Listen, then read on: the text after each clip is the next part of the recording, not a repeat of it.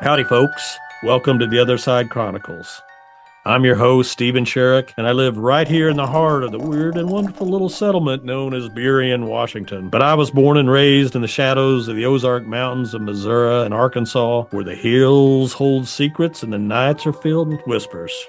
Pull up your rocking chair and pour yourself a strong cup of whatever brew might comfort you. Then lean in close, because these stories we're telling don't wait for the light of day.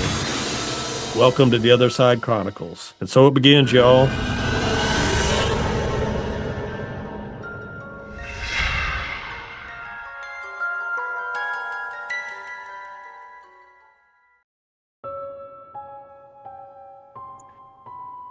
Hey everyone, welcome back to the Other Side Chronicles. Welcome all my kinfolk and all my friends out there, all across the globe, especially down in the Ozarks of Southwest Missouri, Northern Arkansas, and then right here in the little weird hamlet that we call Burien, Washington. So welcome everybody back. I've got my old friend Sarah Neoma here with me today from Grave Hello. Matters. Hey Sarah, welcome Hello. Thank you back. so much for having me. I'm Um, excited to do a recap here. yeah, it's a pleasure. I have a feeling you could be. Maybe we'll just team up and do the show together, and we could There we you could go. we could we could Co-host. put the names together somehow.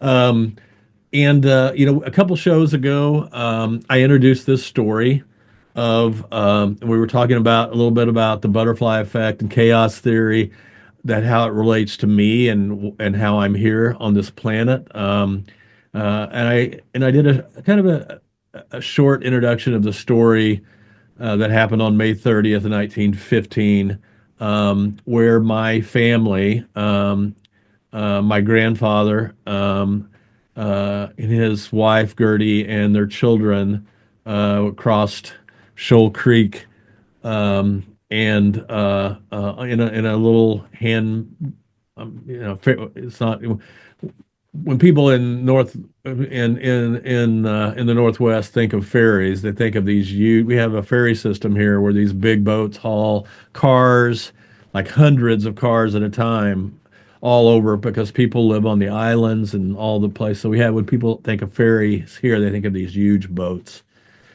This ferry was not a huge boat. It was just a, I'm guessing a wooden boat that had that was that had was pointed on both sides so it could go in either direction. And I don't know how many people would hold, but I mean, I have the feeling with that day it was pretty full. That was Yeah, a it pretty was it full was boat. described as a flat bottom ferry boat. So I'm thinking a little more than like a kind of a raft structure. Right. It wouldn't have been like a huge significant thing, but enough for seven people to fit, but not anything fancy for sure. So yeah, my grandfather, his wife, uh, his brother was in the boat, Matty. Yes. His younger brother, who was a teenager, was in the boat. He was the one that was kind of pulling the boat through. Yeah. And then the kids, uh, and that they were heading back from the farm, the family farm near Grand Falls to go to church. And a couple of the girls were holding bouquets. And then they hit a snag. They hit that snag, that Hmm. infamous snag Yes. that we talk about. So Sarah, so Sarah has done just some amazing research. Been out there on the site. We don't know exactly where it happened yet, and we're working on that. Um, so, like I said, the audience knows the basic story. Um, Sarah, can you talk a little bit of just the aftermath? Like, um, we talked a little bit about it became a big circus, but can you talk a little bit about what actually happened after the event? Like what Oh, happened with the town, what happened with the family? oh, absolutely. So, in the immediate aftermath, so what strikes me what struck me first of all, immediately, was the demise of Gertrude, James's wife. So in the newspapers, it denotes that she was in a delicate condition, which now people would just say she was pregnant. She was expecting a child. And so but in that's almost something that you would have missed if you're not paying attention. If you're not reading really carefully, you would miss that she Gertrude was pregnant. And immediately upon reaching shore, because she was a good swimmer, but the stress of it, and of course, anybody who's experienced a pregnancy knows that your blood pressure is all over the place when you're pregnant, and um, whether it was the stress of that caused her blood pressure to skyrocket, or if she, something happened during that time and she experienced some kind of injury, I don't know, but she expired almost immediately. Like, they were trying to revive her, they were trying to resuscitate her, and she immediately passed away upon getting to shore. And that, man, that struck me, and it struck me that there wasn't also kind of a note that about her having an unborn child, or there wasn't a lot of coverage on that aspect of it, and maybe because it was something people just didn't talk about. So Right. anyway, that was something that I immediately noticed. And then, of course, the search for the missing children was, I mean, immediately everyone was on it, and the community came together. I mean, people were traveling, families were traveling from all over the area, from Joplin, from town, and it was all hands on deck. They had, women coming together and making these big fires and cooking and keeping the fires going all night. That was their job, because anybody who's been in this area knows that, especially this time of year when it's wet here, it's quite rainy this time of year. It's still a little bit damp, especially at night, or I mean, chilly. So you have this damp, you have this kind of cold, and all these women from the area were keeping the fires going all night. And there were men out searching, and they were using grappling hooks. They were doing things that now we would consider very strange, such as like firing guns over the creek at together to see if that would bring anything to the surface. So there was some of that going on. And as the days went by, And Sarah, unfortunately, what real quick, remind us who survived, like who they found immediately, and sure. remind us.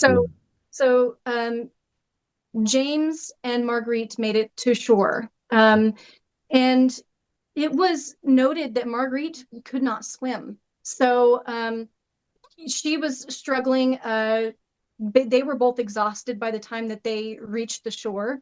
Maddie was able to make it to shore. Gertrude made it to shore, but did not survive the event. And then James Aloys and the two girls, Mabel and Helen, were nowhere to be seen. So there were still three children out there and missing and presumed drowned Hmm. at this point. So immediately everybody, the search went on all night. They were looking for these children. By noon the next day, they were able to recover the body of James Aloys about 200 yards from where the incident took place, but the girls were still missing.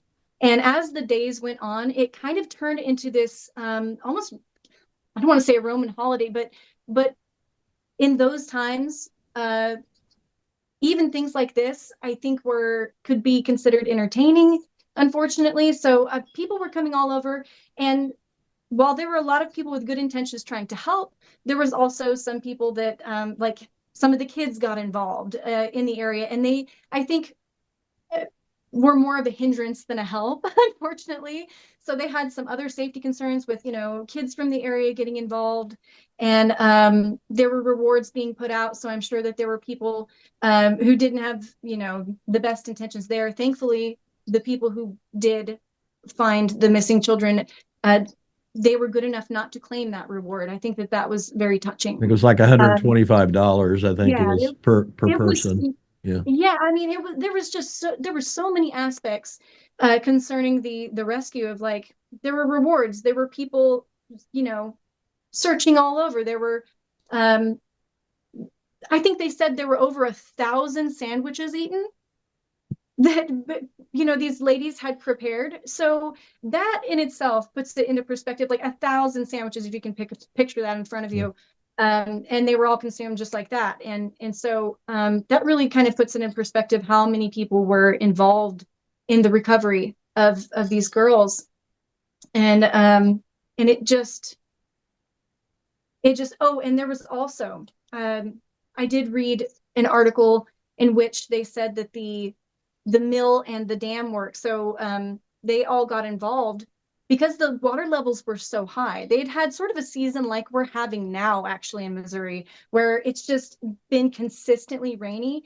And when that happens, those creek levels and river levels go up so high. You have all of this flash flooding. It literally changes the landscape. But the dams and the mills did get involved, and they were trying to get those water levels down to where it was easier to search. So it was kind of an all hands on deck situation, for better or for worse. Right. So, I mean, I just thought I was thinking when you were talking about like people getting in the way that it was like maybe similar to like after the Joplin tornado, people just come to gawk and get out there Yeah, and people are trying to do their work and job and people are getting in the way because it was something to see, right? It was like some and it was a I mean, even that was a huge story, a huge event back then. It would still be that. I mean, this is a story that would end up in the New York Times today. It would oh, be something that absolutely. would be all across major news everywhere. Um, Absolutely. yeah, And that's another fascinating thing that really hit home with me, is that um and a big reason that I do what I do with Grave Matters is because of this. What I'm about to say is that, as impactful as the Sherrick family drownings were, like, I think it impacts us in a way today in this area that people, it's like a collective memory. People don't realize why they have this trepidation about Shoal Creek and about this Snaggy Creek, and why it's so dangerous to do it. They just know that that's what their parents have passed down to them, and they learned that from their grandparents. But I think this event had a bigger overall impact. It sent out ripples that, while we don't know the source of it, I think it still resonates today. And as I was researching this, as I was kind of asking around, looking for information, I know that the folks that I asked also have this, like, yeah, don't go on shoulder around Memorial Day. It's not, it's dangerous and that. Mhm. But not nobody remembered this Sherrick drownings unless you're really into history. People don't know, and these are the stories that I'm trying to revive because um, they're personal, because they have meaning, because they have resonated, yeah. and this deserves to be remembered. We deserve to know why we have these feelings in the present, why we warn future generations, why my generation has been warned. We deserve to remember why. Yeah. And my family, which and it's a big there's a lot of Sherricks and a lot of I had a lot of cousins, a lot of relatives that were connected to this story. And going back to the ripple effect, the butterfly effect, the fact that I'm here now, reason I'm here now is because that event happened. And it's been interesting that when I've shared the story that you put out to so many of my relatives, nieces, nephews, cousins that are still around.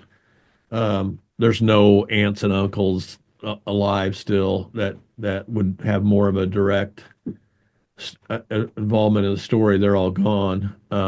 But it's funny. It's interesting how when I've talked to cousins and nieces, nephews, people, the little bit of the story that had been passed down to them, they were definitely aware of it. They didn't have.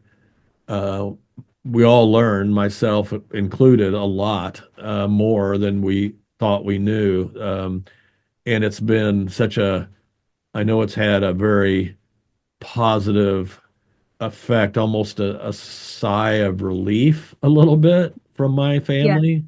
Hmm. Um, and it's not been like, oh my God, this is awful. I don't want to hear about this story. It's like their lives kind of make more sense in some ways Yes.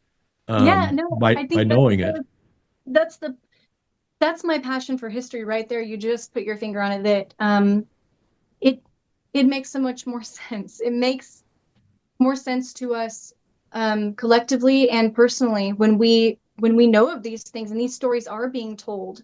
That these are stories that need to be told in Right. some capacity. Yeah. And I've had a little bit of a different um some different thoughts and some different feelings around this since I started with it. I mean, initially when I would see those gravestones of those children and of Gertie, it was just like almost like a feeling of horror, a feeling of like I Mhm. would go back to that like traumatic, and I'm like, oh my God, what? It's I feel so bad, and lately, since I've got more into the story and I've thought more about it, I've felt this sense of gratitude to them, like. I'm looking at them and connecting with them and and looking at looking at their actual legacy instead of not having a legacy. Their legacy is all these human beings that were allowed to exist, and so I've been trying something new and speaking to them with gratitude and thanking them for their sacrifice and letting them know it was not even though you died at a young age, it was not for nothing. Right. There was so much that you allowed to grow, and people that love each other and care for each other down the road. It's the so anyway, it's just been a little bit of a Well, different way of thinking I about it. think that that's beautiful. I really do. I think that's a beautiful way of looking at it. Sorry, I'm gonna get choked Yeah. up about it. Um, yeah, I think that that's a really special and beautiful way and of remembering them and honoring that memory. Because look at your existence. Look at, you have children of your own. It's this whole, you are their legacy in a Yeah. way. You are their legacy in a way. And another thing that, as I was thinking, just as you were saying that, is nobody wants to be the cautionary tale, but sometimes someone has to. Imagine, is there a possibility that they could have saved so many lives just because of parents telling their children, hey, remember what happened to the Sherrick children? Be so careful. You are loved just like they were loved, and I don't want anything to happen to you. Maybe that event saved so many more lives than we could ever know. Yeah, and rivers and creeks and creeks and have such a are such a big part of life in the area we come from. Yes. Hmm.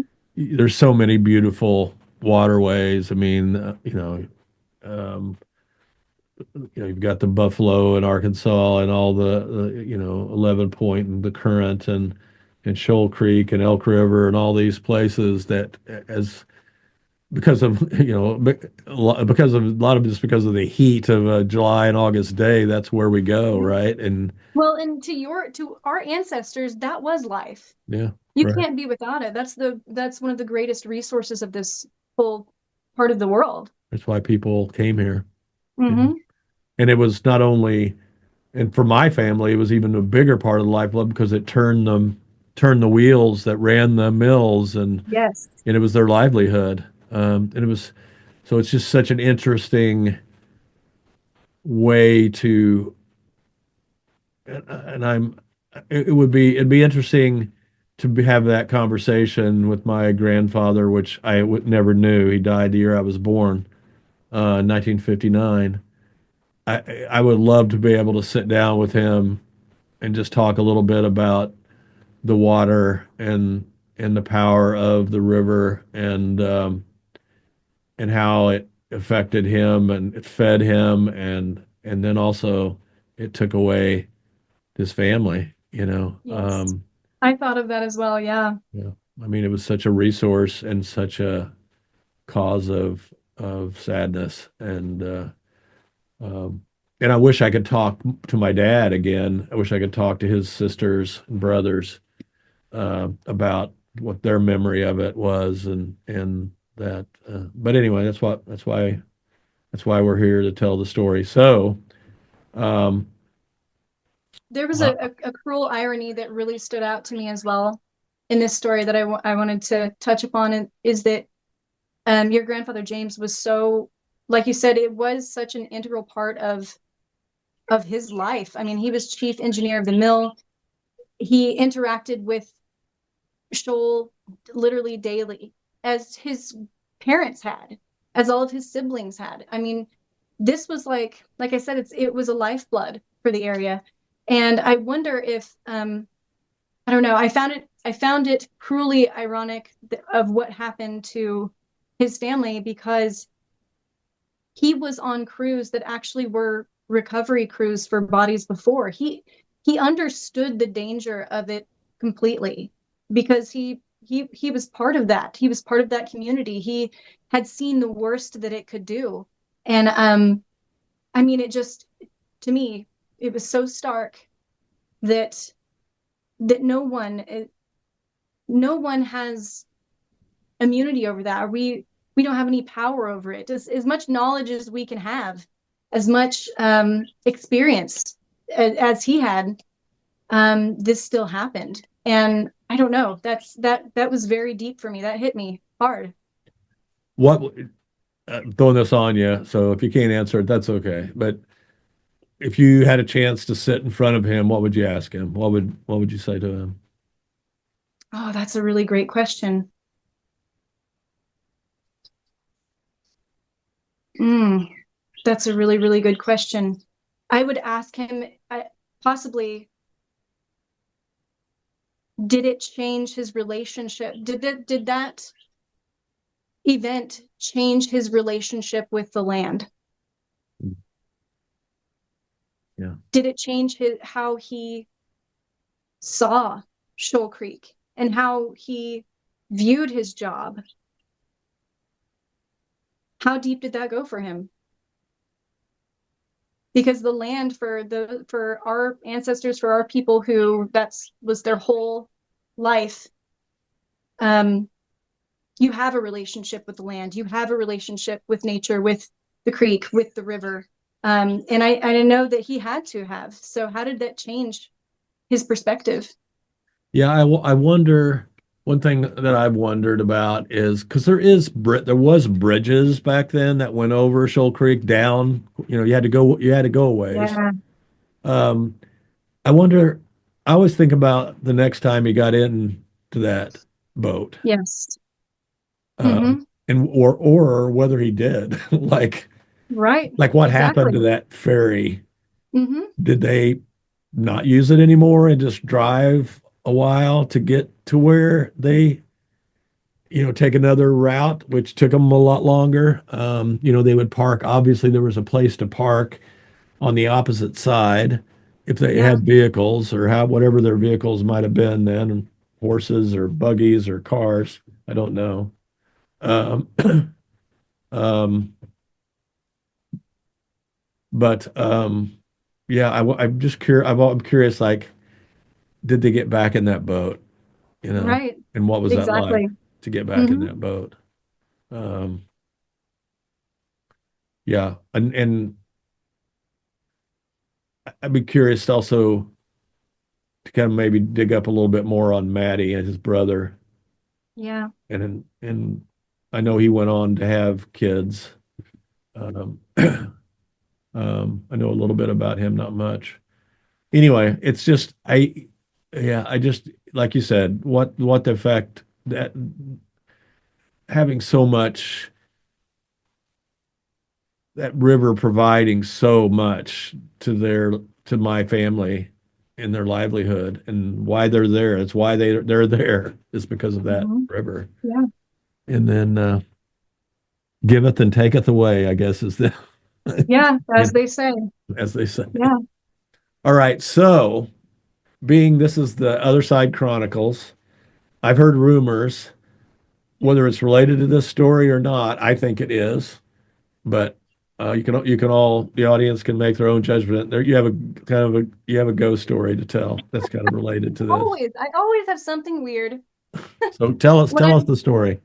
when I'm telling you, these are the kind of alignments that always happen when I'm doing these grave matters stories. There always seems to be something popping up that is so beyond coincidence. Like I had mentioned before, there always seems to be some kind of strange synchronicity that goes on.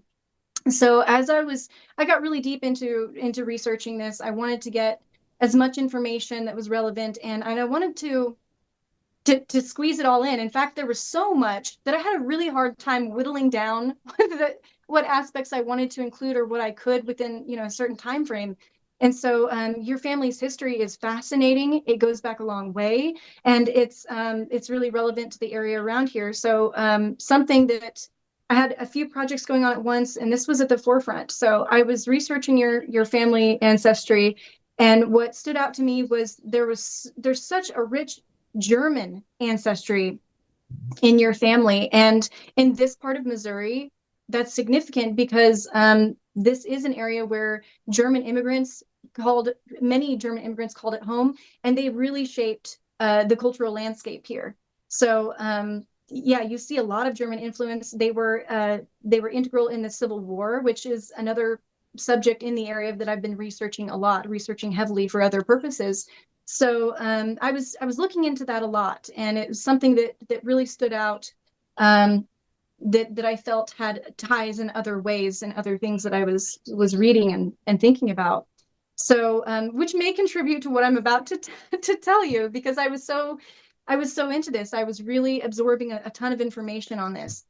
And I had gone to bed one evening. This had been a few weeks ago. It had been right after I visited, a few days after I visited the actual grave sites up at Mount Hope of your family.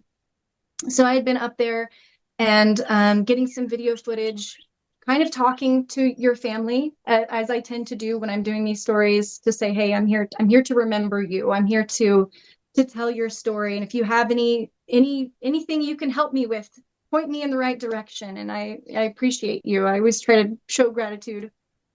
And so it'd been a couple days after this. I had gone to bed one evening and was extremely tired. And in the middle of the night, I hear like a persistent sound, kind of an annoying sound. And so I was very exhausted. I was tired, and but the sound was so persistent that finally I kind of roused myself. And in my room, there is a pair of double doors, these kind of French doors, and there's some white or cream colored paper shades on these doors. And I was looking around my room, and I noticed standing in front of these doors is the figure of a woman, a well-built woman. And but what stood out was that, as people describe shadow figures in different experiences, it was like this, except the complete opposite. She was completely white, very, very light, and um, no features, just a white silhouette of a woman in a dress with a very specific hairstyle. And you know, I always like to have a kernel of skepticism, or to know that, this could be like a hypnagogic, hypnopompic state where I'm coming in and out of sleep. But it was so real to me that I remember blinking really hard and kind of focusing on this figure, who didn't say anything but stood there, very real, very three-dimensional. And then after probably a minute or minute and a half, just faded out like old TVs do when you shut them off, and it just kind Mhm. of fades away down to a pinpoint. That was how I could describe it. That's how I can describe it. And I was awake after that for a few minutes, kind of trying to understand what I just saw, trying to log it away so that I could remember details. And so I was awake for some time, and then I turned over, eventually went back to sleep. Sarah, what do And you the next think? morning, Do you have a feeling about what the tapping was, or was it just no, it was like, gosh, I can't describe. It was like someone just taking maybe their fingertips and tapping against the window or the door frame, like a persistent, like, hey, hey, tap, tap, tap, tap, tap, tap, tap, tap, tap, tap, which is what got my attention and what woke me up out of my sleep. So it was like that. It was just like not not obnoxious, but persistent. And so then the next morning, I text my best friend and I said, "Hey, I had the weirdest experience." And she's used to this. She gets lots of texts like this from me. I said, "I had the weirdest experience last night. I think there was a spirit in my room." And I described it to her, and she said, "Well, what stood out about that? What are you feeling about it?" Because I'm learning to trust my gut more about these things and learning to share more freely. And I said, this sounds wild, but I had the strangest feeling that she was German. And she said, "Do you think that's because you're doing all this research on, German immigrants in the area?" And I said, "That's a possibility. Maybe that's my mind just kind of inserting that information into that experience. So yeah, that's entirely possible." But I just kept getting that, you get gestalt, as they say. Mhm. And I had that feeling. So a while later, I was checking out this antique shop, and we're gonna get more strange. We're gonna get stranger yet. So I Love was it. Keep it checking out coming. this antique shop down in Neosho, which is my where I grew up. But it's a cool place, and I like to frequent it once a month or so, and because they usually have some real antiques in there. And so I came across this beautiful little porcelain doll, and I could tell that she was quite old. I think her clothing's original. She has original mohair. And I'm not a doll collector. This is not something that I collect really, but I was very drawn to it. And I just couldn't walk away from her. And so I bought this doll and I was really pleased with this purchase. And I walked out of this antique shop and a woman was getting out of her vehicle and she saw me and just made a beeline to me. And I remember so clearly because she had a red and black floral top on. She was dressed kind of beautifully and loudly, and she had on these silver boots. And she approached me and got right in my bubble, and she was speaking German. Of course she was. Of course. It was, my eyes probably were bugging out of my head. And I know of some German words. I can recognize German, but I'm no conversationalist. I don't know conversational German. So I just told her, no sprachen Deutsch. And she immediately switched to English, and she touched the doll that was in my hands, and she touched my necklace, which was very old. Also, it was made of human hair. That's something I do collect. Is antique hair art and brooches and jewelry. So she touched this Victorian jewelry that I had on and was just right in my personal space. And she said, "You're so young. Why do you like such old things? This is old, yes." And so yeah, I told her, yeah, my necklace is quite old, 1850 or 60, around there. And she touched the doll again and said something else I didn't quite understand. And she said, "Why do you like such old things?" I said, "I don't know. They're just special. And I think they tell stories and they just have something about them." And she patted my face and she said, "Maybe you're just an old soul." And then she walked away. And I could have fallen over.